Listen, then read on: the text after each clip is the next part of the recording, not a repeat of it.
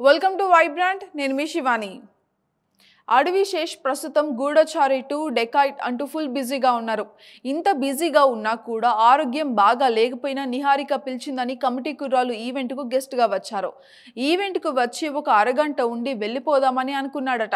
కానీ team dedication నచ్చి అలాగే ఉండిపోయాడట. కార్లో వస్తూ ఉంటేనే ట్రైలర్ చూశారట. చాలా నచ్చిందని, ఒక చిన్న ట్రైలర్లోని జీవితం అంతా కూడా చూపించినట్టుగానే అనిపించిందని చెప్పుకొచ్చారు.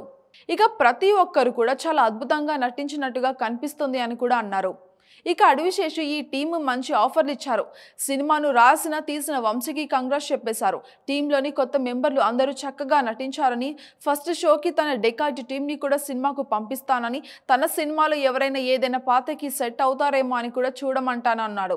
అలాగే ఎవరైనా ఏదైనా పాత్రకు సూట్ అయితే తన సినిమాలో కూడా పెట్టుకుంటానని ఆఫర్ అయితే ఇచ్చాడు అడవిశేష్.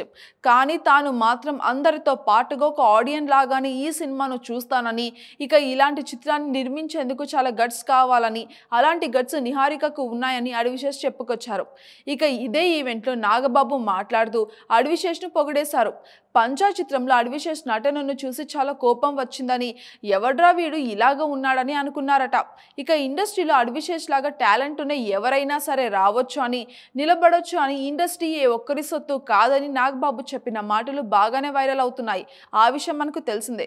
ఇక నిహారిక నిర్మాతగా తీసిన ఈ కమిటీ కుర్రాల చిత్రం ఆగస్టు 9న రాబోతున్న సంగతి తెలిసిందే. ఇప్పటికీ రిలీజ్ చేసిన టీజర్, ట్రైలర్ పాటల్ని కూడా నాస్టాలిక్ ఫీలింగ్ అయితే కలిగించేశాయి. మరి ఈ మూవీ ఎలా ఉంటుంది? నిర్మాతగా నిహారికకు బాక్స్ ఆఫీస్ వద్ద మొదటి విజయం వస్తుందా లేదా అన్నది చూడాలి. For more updates subscribe to Vibrant.